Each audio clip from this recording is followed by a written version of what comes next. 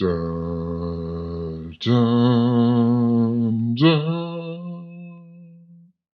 Dun, dun, dun, dun, dun, dun, dun, dun. Tharsis is the latest game from the developers of the bit.trip series, who now go by the name Choice Provisions. In it, you control the first mission to Mars from Earth, and everything goes a bit Pete-tong, and then you got to try and resolve it. It's an interesting predicament to be in, and it's something that, is quite cool to explore. And how is it that you explore this situation?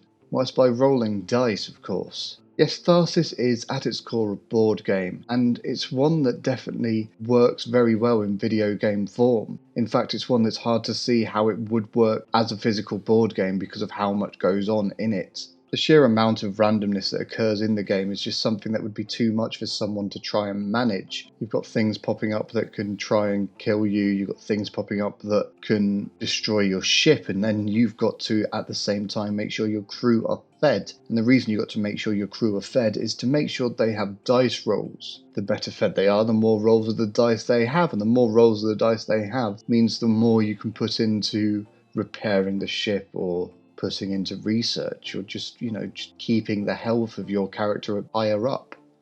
It's an interesting premise, and it works surprisingly well for something you think would be dead on arrival. It's a game that by all means should be really bland and boring to play due to it being a board game, but really it's intensely addictive. The speed of which you progress through means that you'll quickly have that feeling of, oh, just one more go even after you fail. The goal is obviously to get your team to Mars, but there's other things you can do as you go along.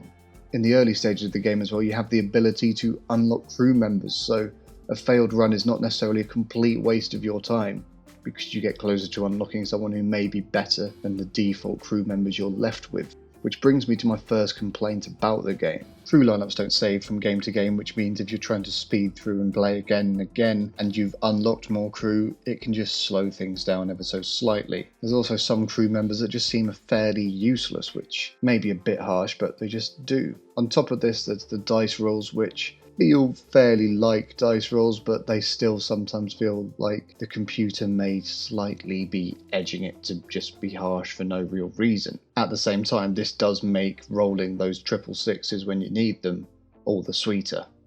If you're looking for a fun strategy game that you can lose countless hours to, I highly recommend Tharsis. It took me at least 4.5 hours just to get a complete run to Mars, and I've gone back to it quite a bit since then as well.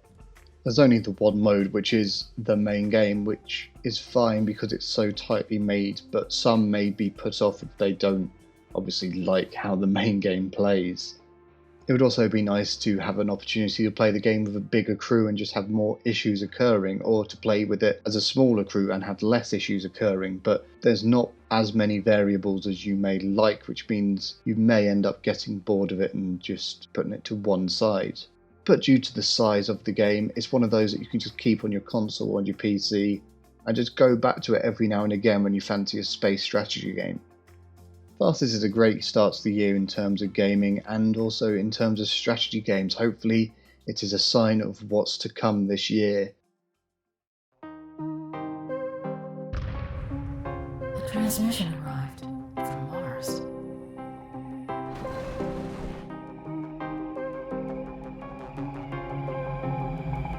Is this what we're searching for?